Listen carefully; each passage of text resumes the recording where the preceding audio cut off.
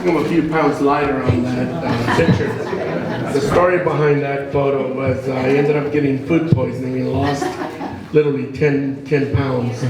So I said, take the pictures now. Let's not squander the opportunity. I'm going to try to put this down here so I could.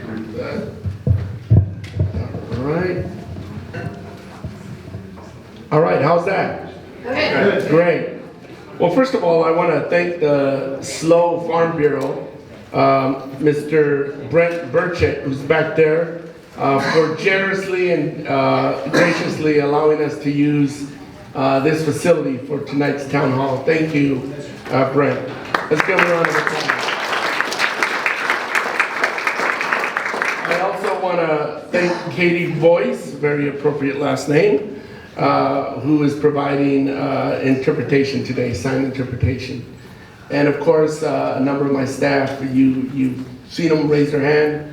If there's any Spanish translation, Yesenia has graciously on my staff agreed to translate, so let us know.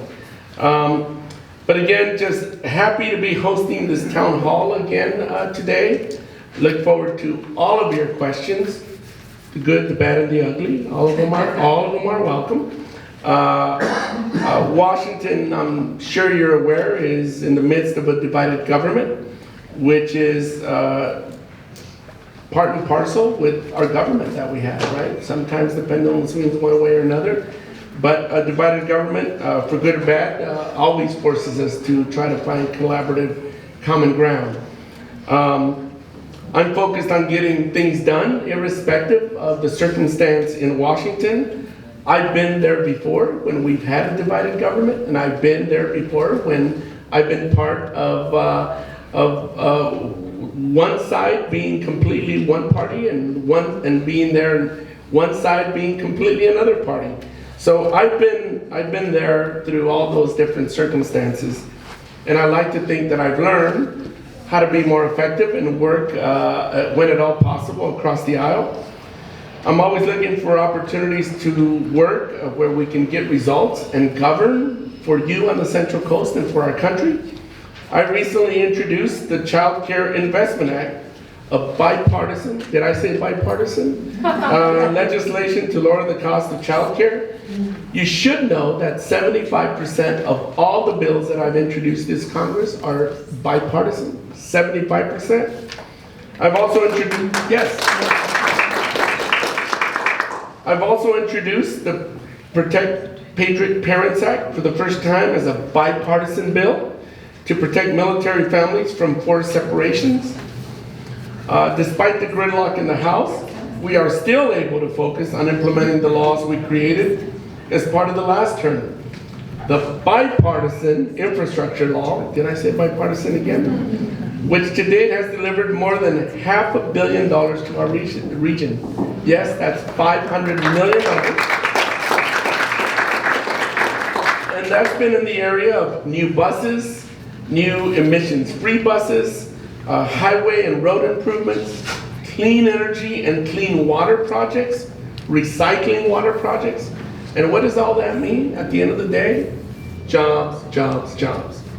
The Inflation Reduction Act also, which has helped lower inflation to its lowest rate in 2 years. We all saw that inflation peak right after, during the pandemic and after the pandemic. And I'm glad that we've been able to work together, both Republicans and Democrats, to try to put in a number of fixes that have helped bring that inflation down, the lowest it's been in 2 years. Healthcare savings capped out. The Inflation Reduction Act achieved healthcare savings.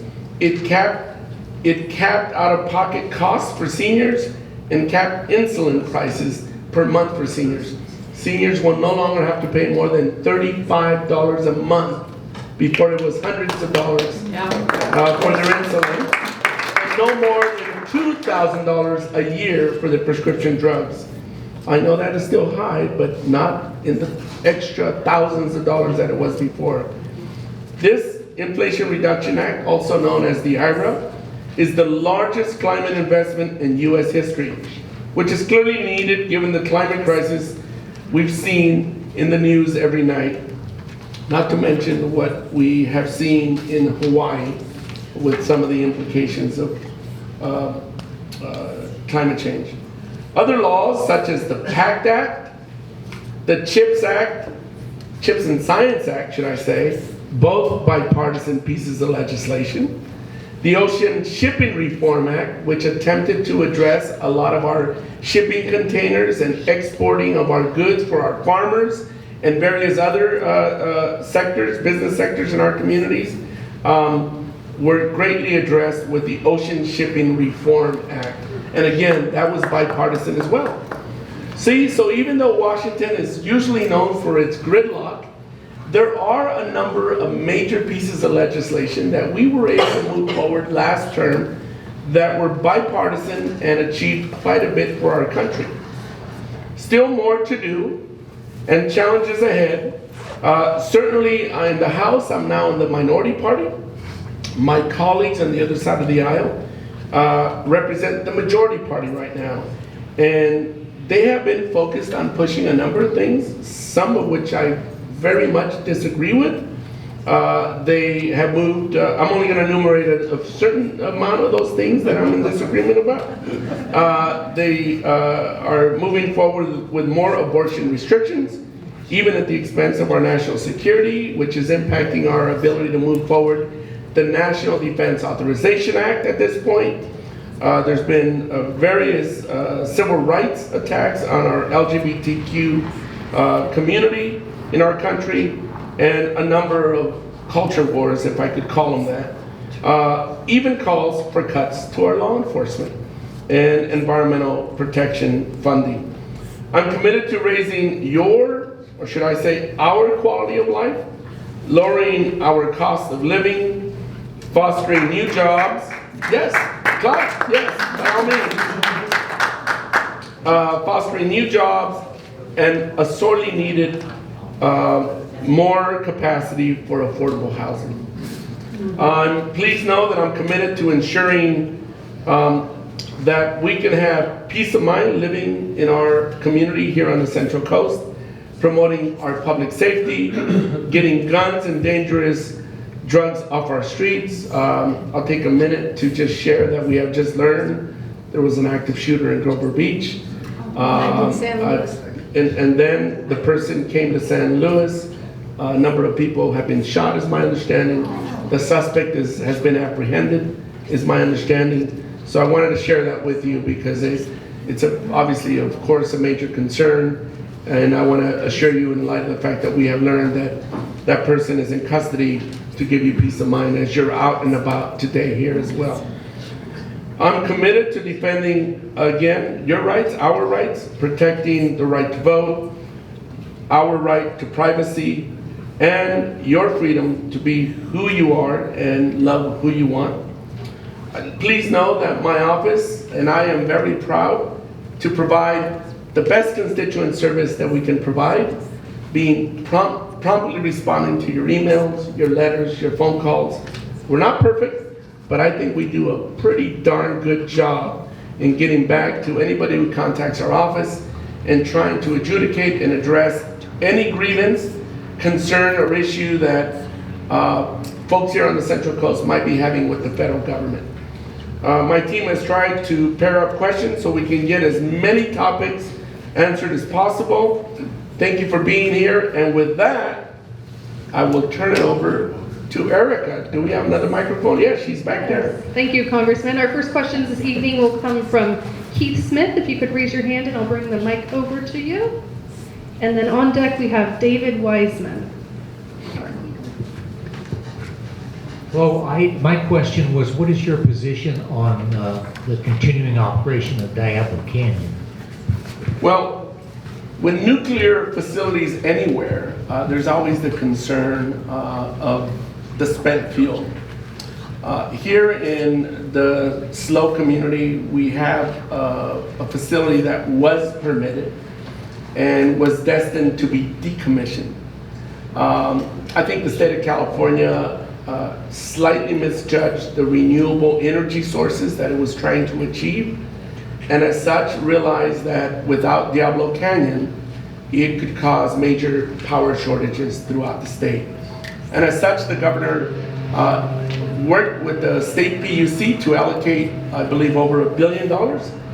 They worked with the federal Biden administration to also get, I believe, $1.4 billion from the bipartisan infrastructure law to ensure that that facility could continue working until 2030 instead of starting to be decommissioned in 2024 and 25. Is it 24 and 25 or 25, 26? 24, 25, I was right. And so as such, my major concern has been that the federal government do everything possible to ensure the continued safety as the number one item or principle guiding this expansion, and making sure that safety is number one, front and center, and that it be addressed and that no corners be cut. Now, provided they do that, I am open to supporting this facility continuing to work, continuing to function, to make sure that we continue to have the energy that Californians and here the Central Coast needs. I hope that is a good enough answer, but I'm giving you the best answer I can give you. And good afternoon, Congressman. Funny, this does follow up on what you said. Someone get a pair of scissors handy because corners are being cut. You're aware of what happened a year ago. At that time, the law was passed. You made the statement. I have made it clear that consistent outreach to the Central Coast on the safety and environmental concerns was necessary to accompany this proposed extension, as you just said. Regrettably, the Federal Department of Energy is already thwarting your request, and thus your pledge to your constituents. A condition of that Department of Energy grant, which is $1.1 billion, to which the state has loaned them $1.4 billion that is supposed to be backfilled. It requires an environmental impact statement pursuant to the National Environmental Policy Act. And yet, rather than supplement with current information, the Department of Information has blithely accepted the original half-century-old Diablo Canyon NEPA documents from 1973 and 1976, even though they write in their own conclusion, despite the age of many of the documents. Their new environmental impact statement suffers from severely impaired public involvement, notwithstanding the requirements found in regulations. There was no notice of intent published as required under NEPA. No public scoping process was held. No comments were requested on the final environmental impact statement before its adoption. One of those 5 antiquated NRC documents from 1976 was only belatedly made available to be accessible for review by the DOE on their website, despite the legal requirements.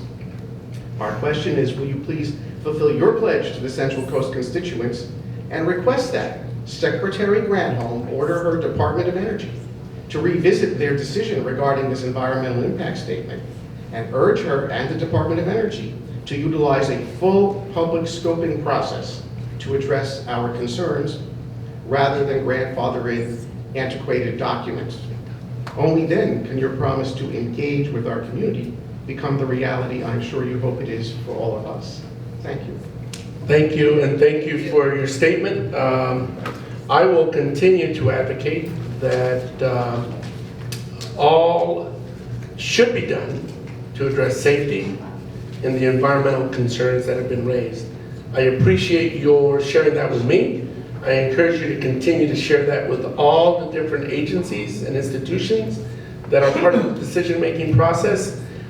You should be aware that I asked the Nuclear Regulatory Commission to have a hearing here in the SLO community, and they did come down and have one. I continue to make sure that that public process is robust and that we continue to have opportunities so you could continue, anyone concerned or interested, continue to express this concern. I will continue to advocate, as I have pledged in that quote that you read, and make sure that those issues are front and center. So thank you. Will you bring the Department of Energy here as you did the Nuclear Regulatory Commission?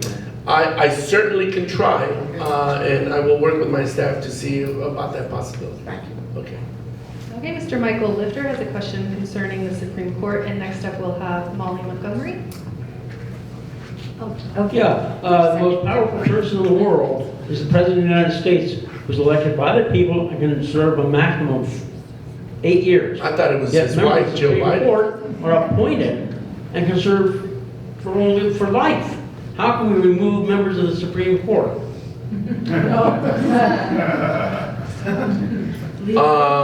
You know that based on our Constitution, once those appointments are made, they're made for life.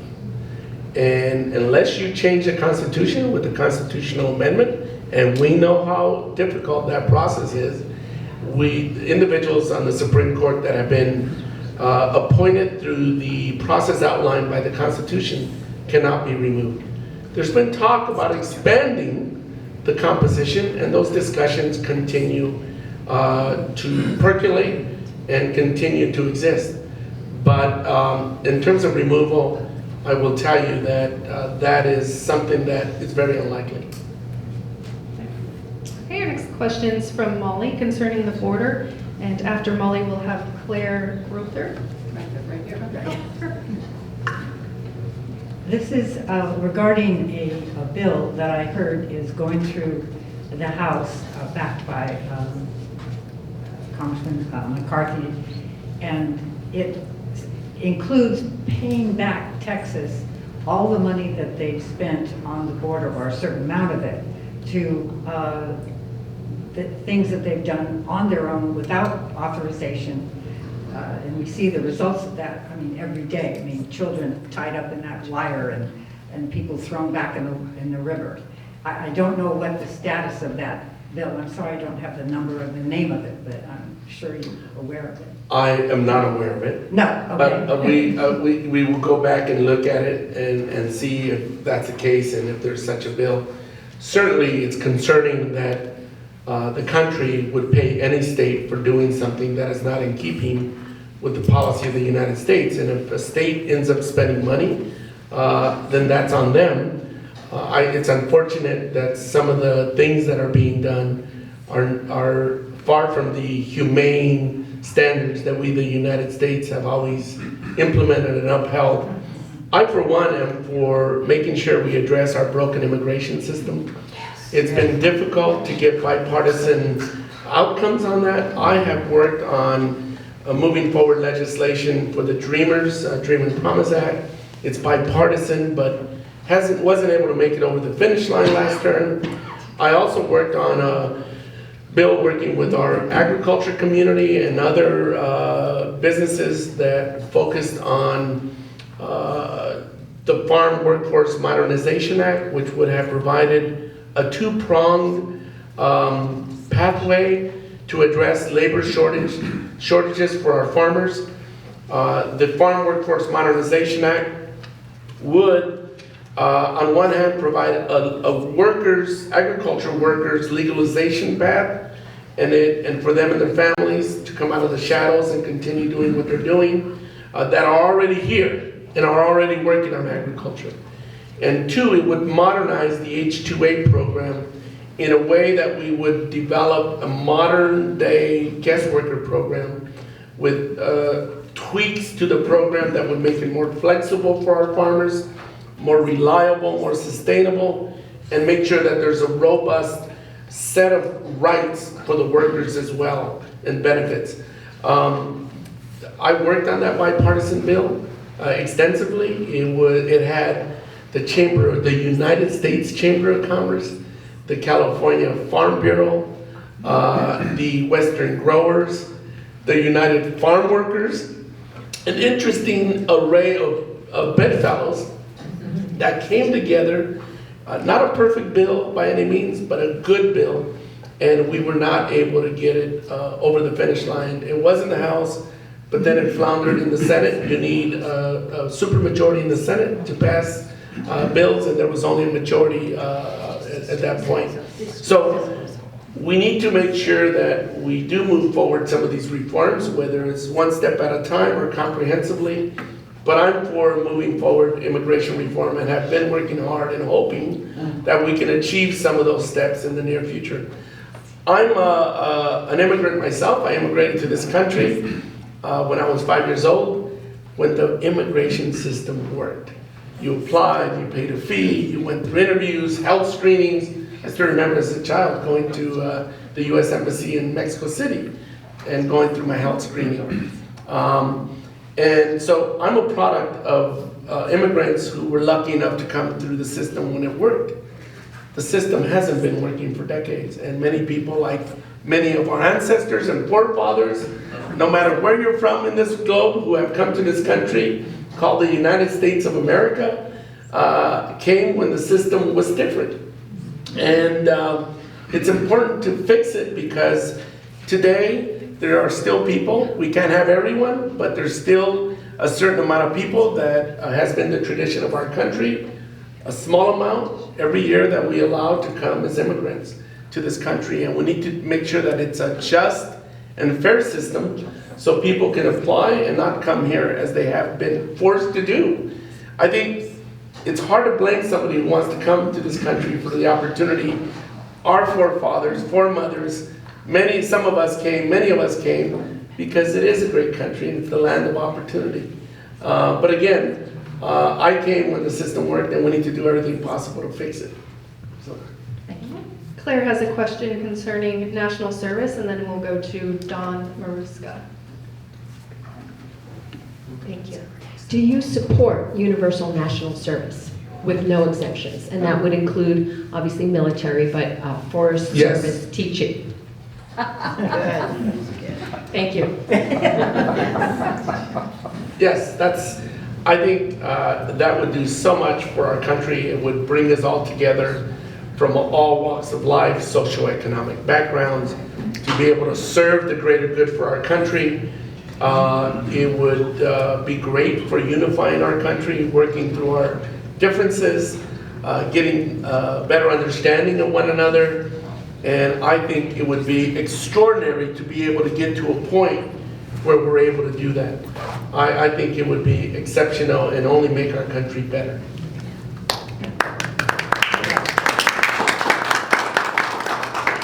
Don has a question concerning climate change, and then we'll go to Kim Spingle.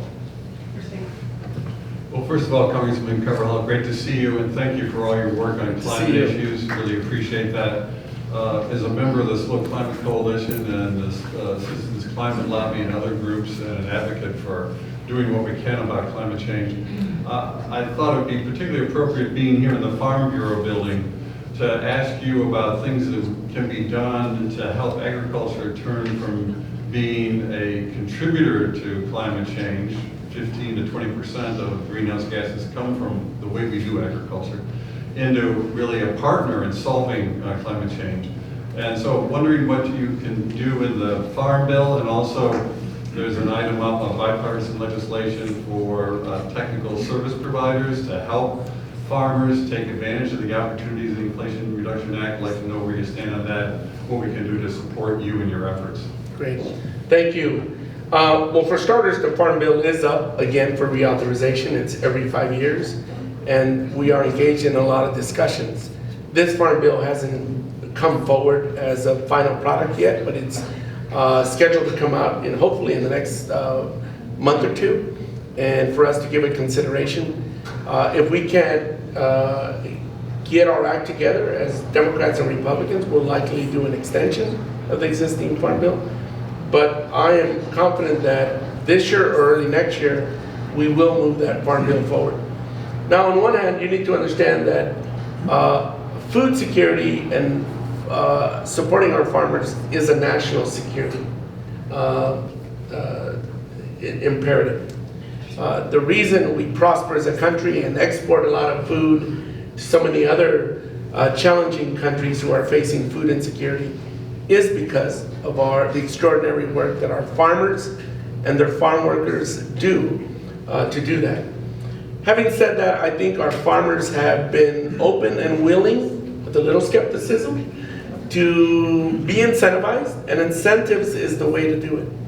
To provide incentives with research, with support, with grants, with conservation opportunities, for them to explore how we might be able to sequester carbon, how we might be able to assist with dairy operations, and so that we could reduce the emittance of more carbon emissions and methane.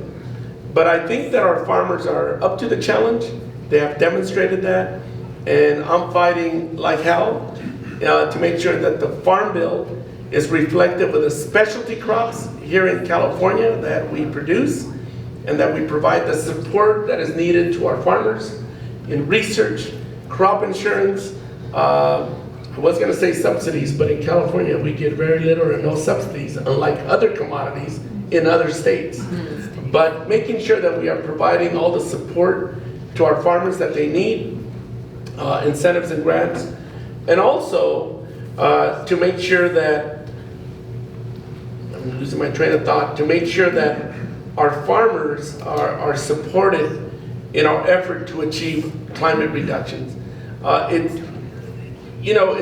Every time there's a regulatory framework that already does a lot, but we need to make sure that as we move any regulation forward, that it's also involved with incentives. Because it's easier said than done to have our farmers do what they do day in and day out, and not to be aware of the challenges that they have in achieving all their outcomes, the yields that they need to bring about. So it's imperative that we're sensitive to their needs and do things in a phased-in way, and not a top-down, but rather working together with our farming community.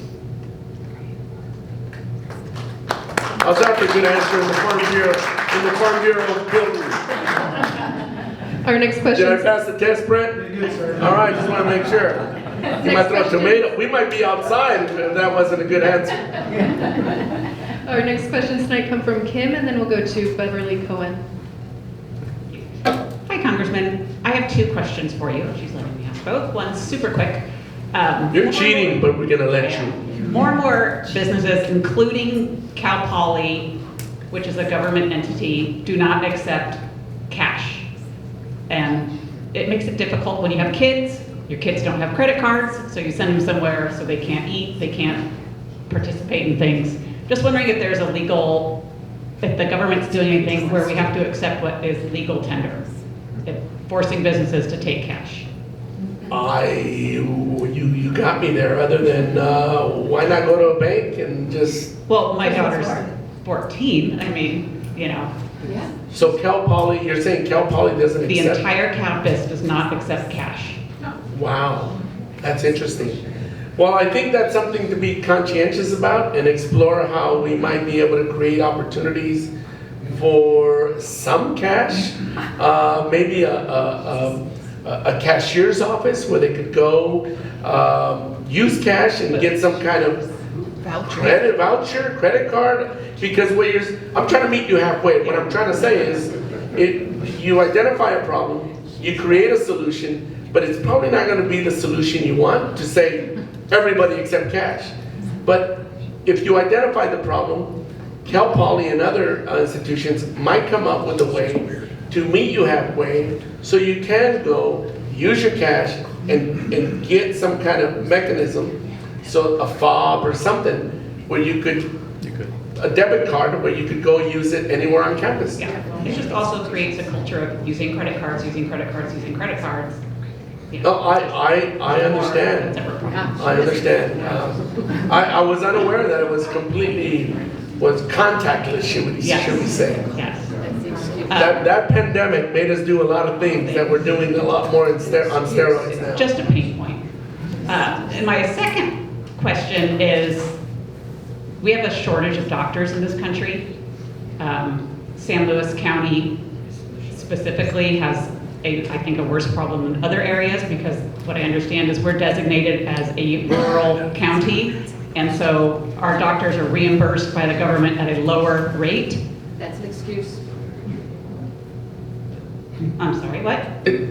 Keep going. Okay. So I just am wondering how we change our designation or get our doctors reimbursed at a higher rate so we don't have to wait 6 to 8 months for an appointment. Great.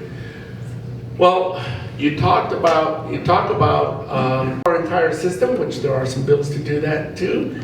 It's going to take some time, and it's probably going to be more incremental. So that's to address our healthcare delivery system, because insurance companies have a big say still in the cost of healthcare, and CMS, which is the federal agency that is responsible for managing reimbursement of healthcare procedures, telehealth, various procedures, various reimbursements to doctors, is the federal agency that does that. And I think that those are areas we need to continue to look at. How do we reform them? How do we make them more streamlined? How do we do better to achieve the results that you're talking about? Better care, better access, more flexibility. And I wish I had the bullet answer for you. Maybe that's a bad, the magic solution.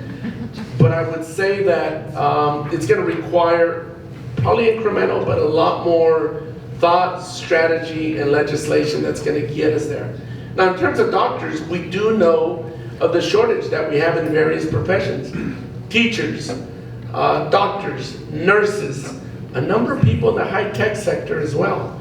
And so I know there's funding and efforts through various funding streams to incentivize people to go into medicine, to help with financial aid so that people don't have to get so many loans. Some people are scared of all those loans that they have to get and are detoured from actually pursuing certain professions because of the huge amount of loans that they're going to get. On the other hand, doctors are also destined to make a lot of money, but still, it's a disincentive. In addition to financial aid, reform and expansion of financial aid, like my bill, the Degrees Not Debt Act, attempts to double the Pell Grant to reduce those seeking a higher education that have financial need from not getting more loans by being supported more by the federal government through financial aid and Pell Grants. I also believe in the loan forgiveness program so that people who become doctors, teachers, folks who work for the public interest, for firefighters, police officers, are afforded opportunities to write off their student debt because of their service and commitment to serving the public. So there's a lot that can be done. I wish I had one simple answer. It's going to require a comprehensive array of strategies and legislation. And if I had the best answer for you in the world, I would be the richest person in the world, because then I would know how to solve all these problems. Beverly Cohen has a question regarding constitutional amendment. So my second question was about that same subject, was how do we get, my second question was about how do we get out of this rural designation that we're in, but I think you answered. But my first question is, how can, as a citizen, can we get a constitutional amendment started? And what I'm really thinking about is lowering age limits. When the Constitution was written, the average age limit for a man was 56 years old. I looked it up today.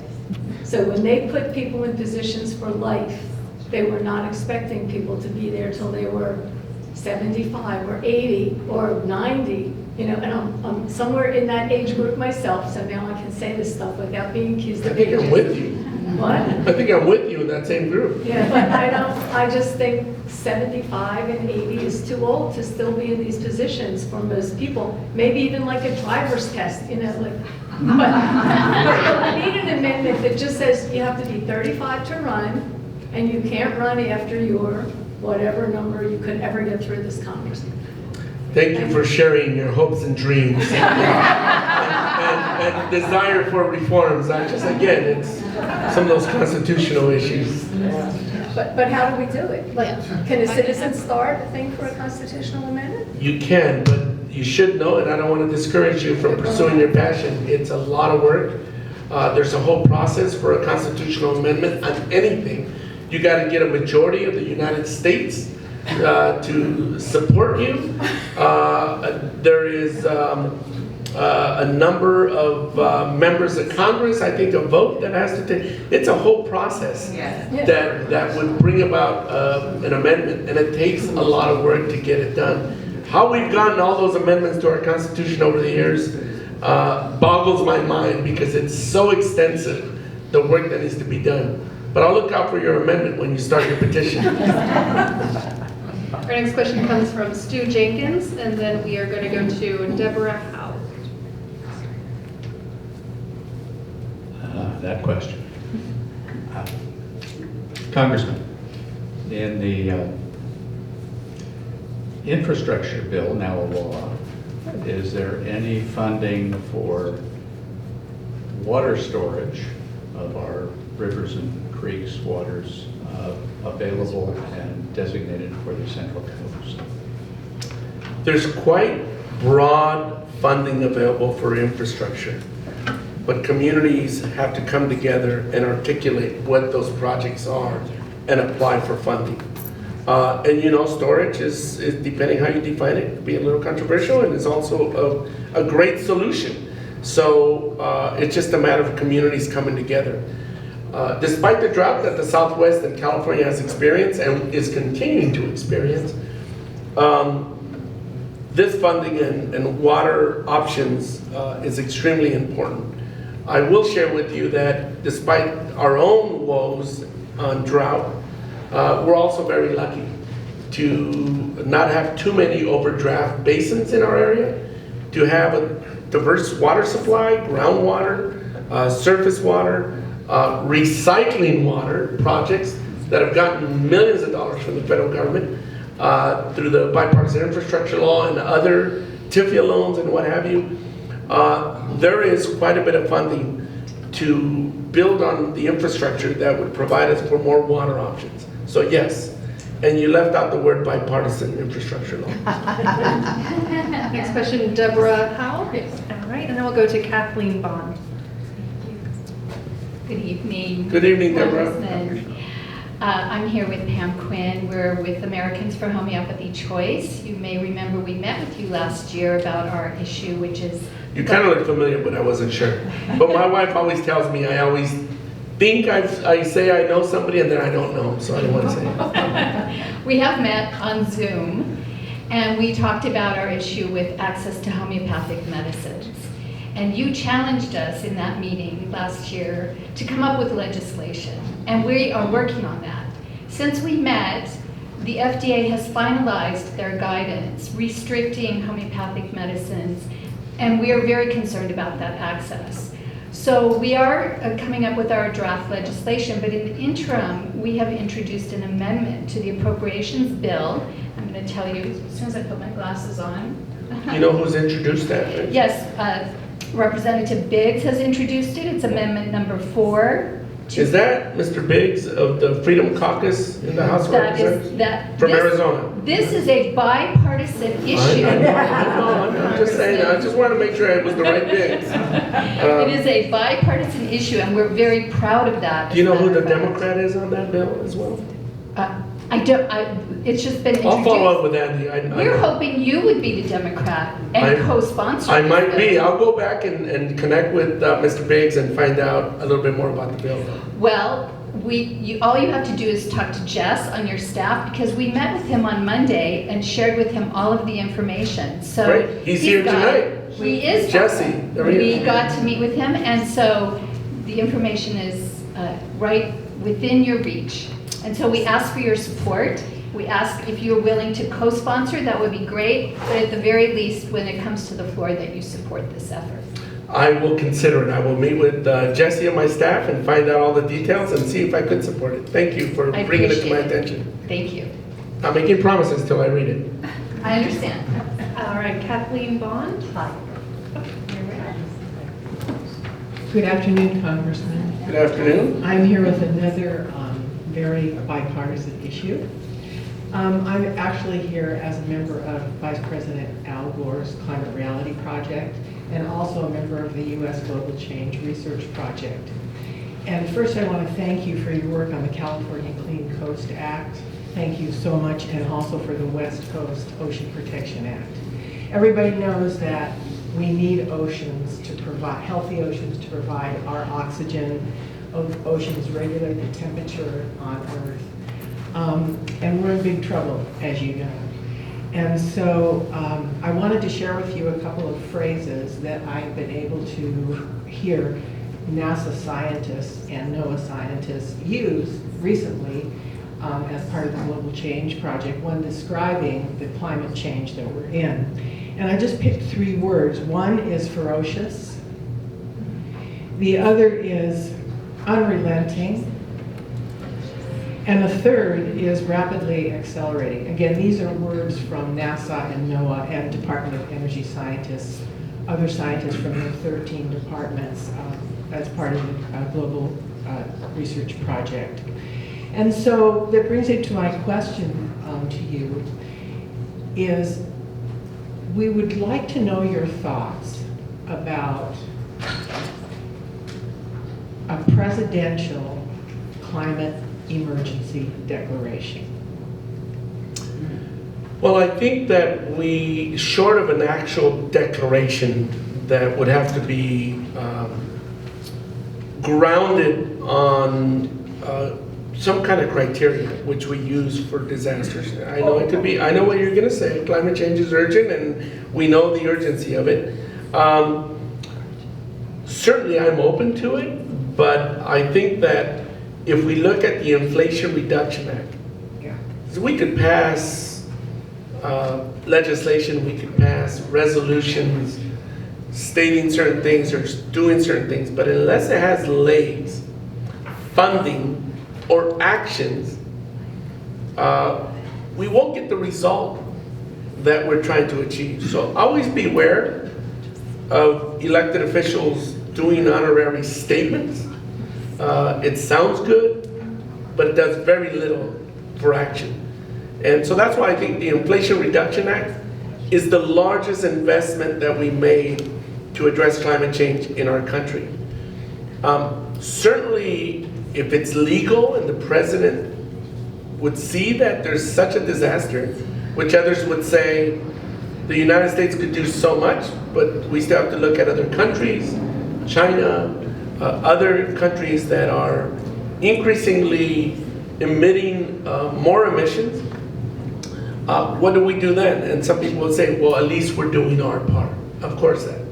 But the other thing to do is to also continue to work aggressively on treaties and agreements like the Paris Accord that gets more people on board in marching together to achieve certain actions and results.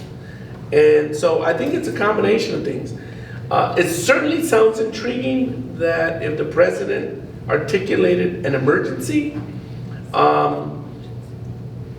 just like a president might do that for war during one of the conflicts that we had, World War II, World War I. I'm not really sure about the framework, the legal framework.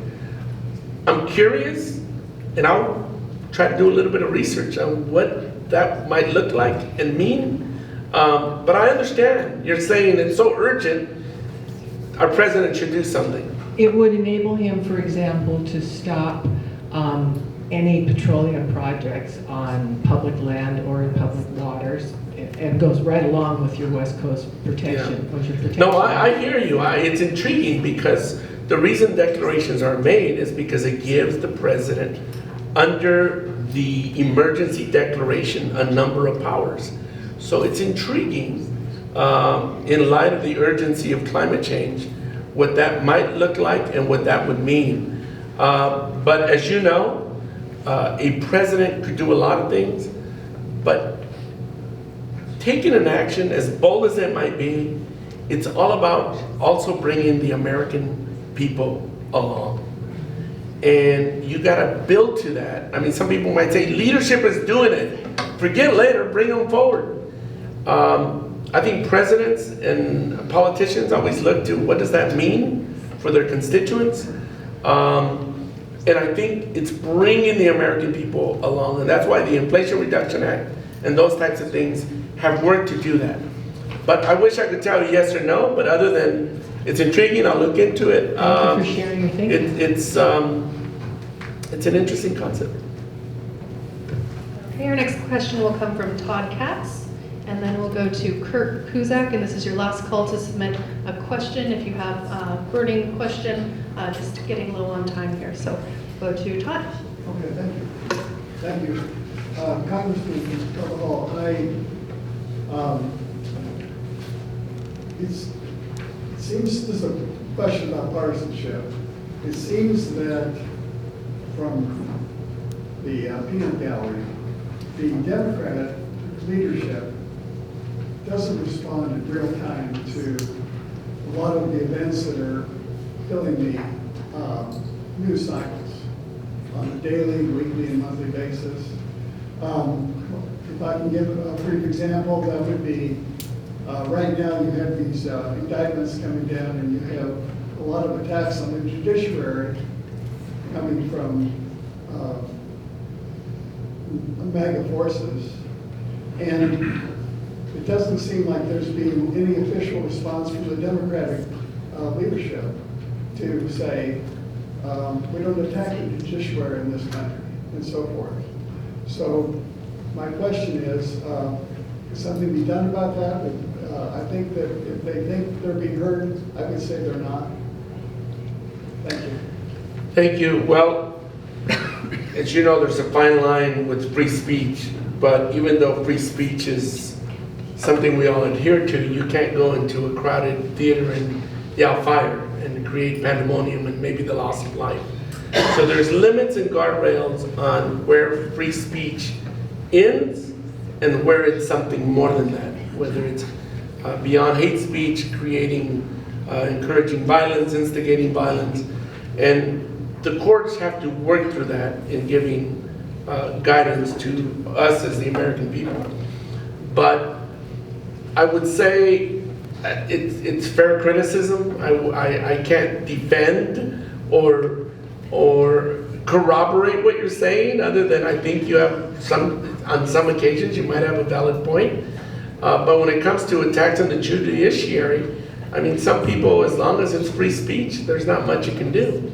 Now, if you're the judge hearing an indictment and you give direction to the subject before you, like the recent judge has done of President Trump, and said, if you exploit or do certain things that are against the judge's rules, I think it's unrealistic to think that the judge is going to put a former president in jail, right? I mean, it's just very, but what the judge has said, you do that and I'm going to expedite this trial. And that is something within the recourse of that judge. So I think the judiciary, depending on the incidents and what's before them, they might be able to get their hands around it, or try to, and put in certain procedures and measures. Free speech is free speech. Again, it's wherever it crosses the line that it might warrant other actions. But you know, I'm not a lawyer, and I think that those are very worthwhile discussions to continue to have and pose to our system and our judiciary and our justice system. Our next question is from Kirk. Hey, Congressman. So I'm wondering if when you go to work every day, if you're thinking about the idea of a potential and the importance of maybe a balanced budget and deficit reduction, and similarly speaking, your friends on both sides of the aisle, is this something they go to work every day thinking about as something that we should either address now or sometime in the near future? Is it not something that they're thinking about at all? Like, what is the reality in Washington around this idea? Well, certainly balancing our budget and addressing the national debt are very, very important issues. Issues that I'm concerned about. I think issues that many people are concerned about.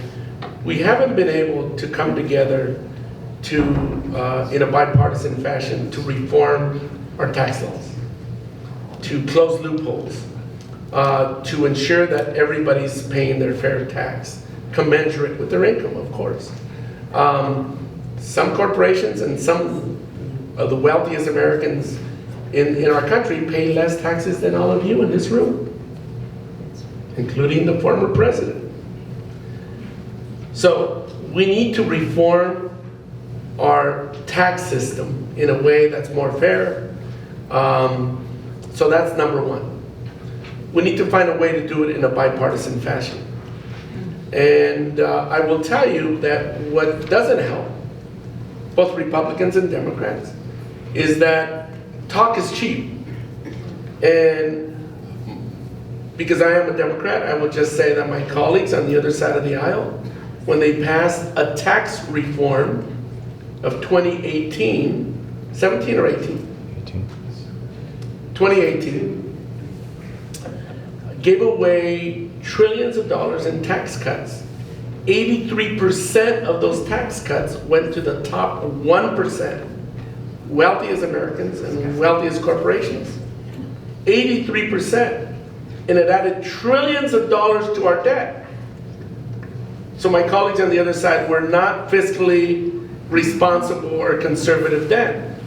Fast forward 4 years after the previous administration, selectively, we are now fiscally conservative on the other side. And I guess I'm pointing out the contradictions and the hypocrisy. And so until we really come together in good faith to address these very important issues, we're not going to get there. And it starts with putting forward legislation that at least is considerate of that. The Inflation Reduction Act raised the taxes to 15% for certain corporations that weren't paying any taxes. And that is what paid for the Inflation Reduction Act. It tried to even out the fairness in our tax base. And it also saved, over 10 years, over $300 billion that would be applied towards our debt and our budget reduction.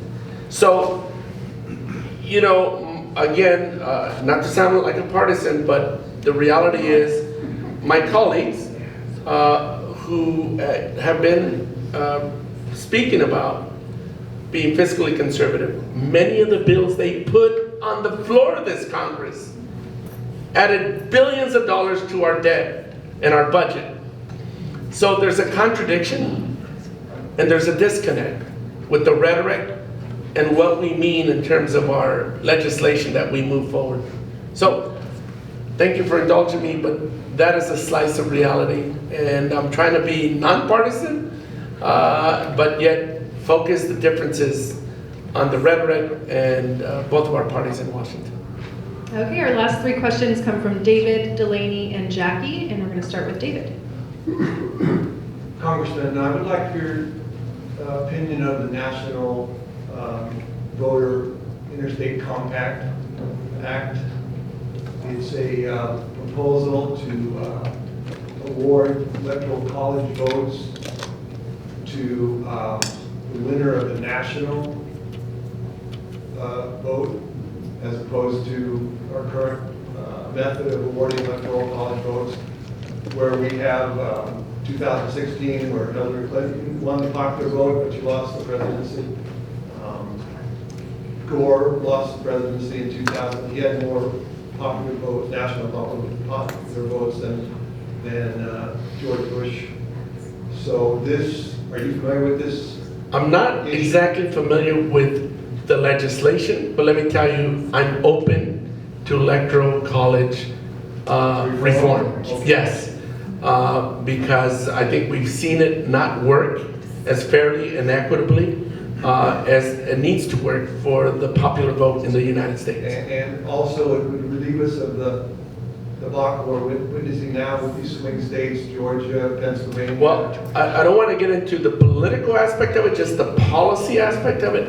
I am open to exploring electoral college voter reform, vote reform. And this will do it without an amendment, which is impossible in our polarized politics of today. Okay, yeah, I don't think you need an amendment to do that. No, Yeah, no. exactly. No, the state So- just has to promise to allocate its electoral college votes. Based on the popular vote. Based on the national popular vote. Yes, I agree. Thank you.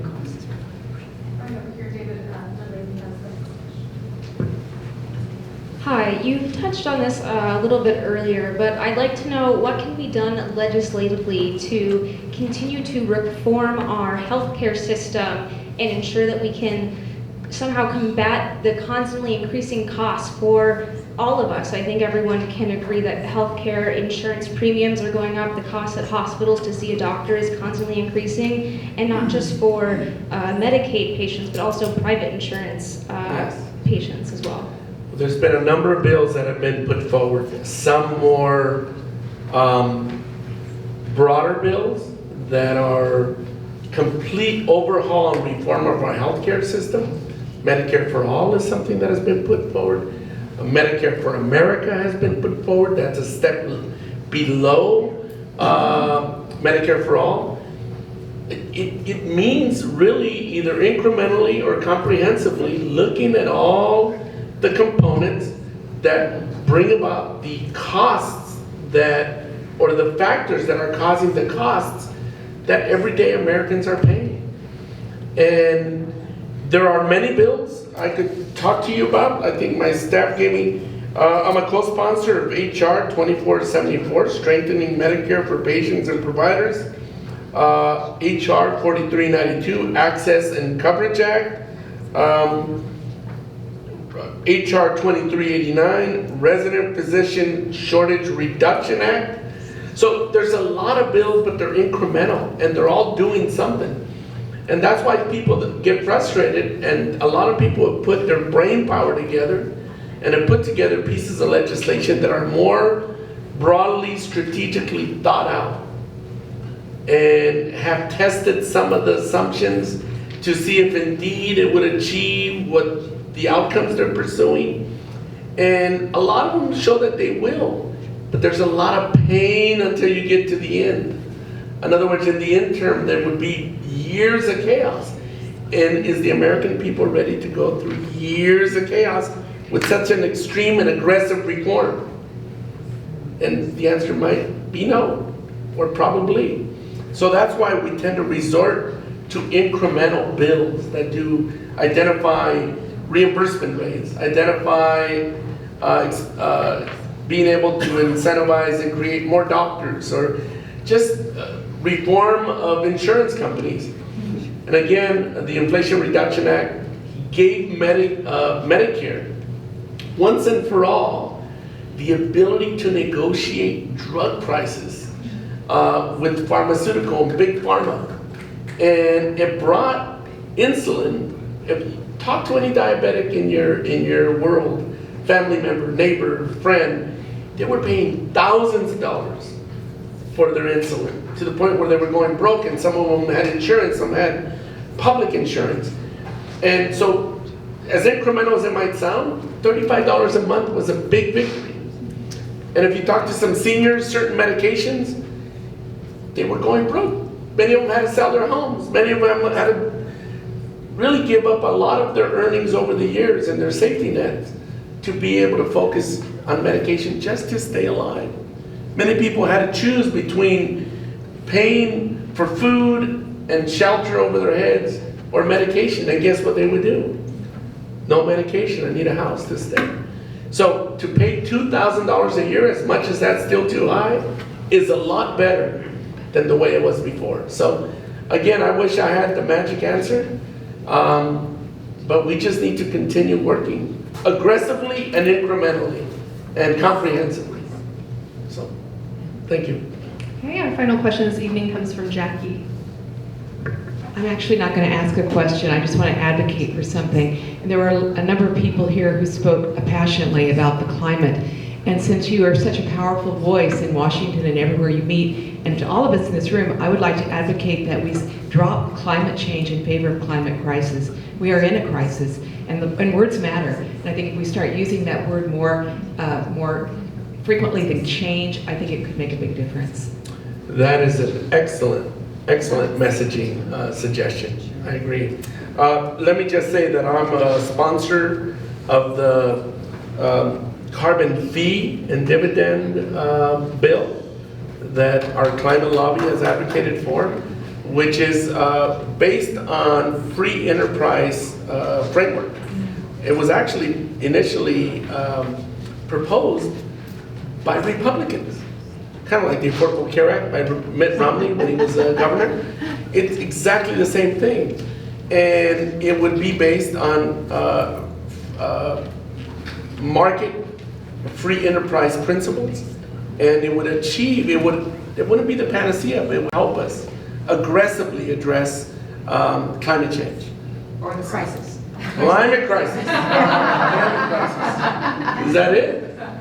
Yes, that's the end of our questions, if you'd like to make closing remarks. Thank you. Well, in closing, before I close, let me just recognize Vibhuti Panchal and Varesh Panchal who are here.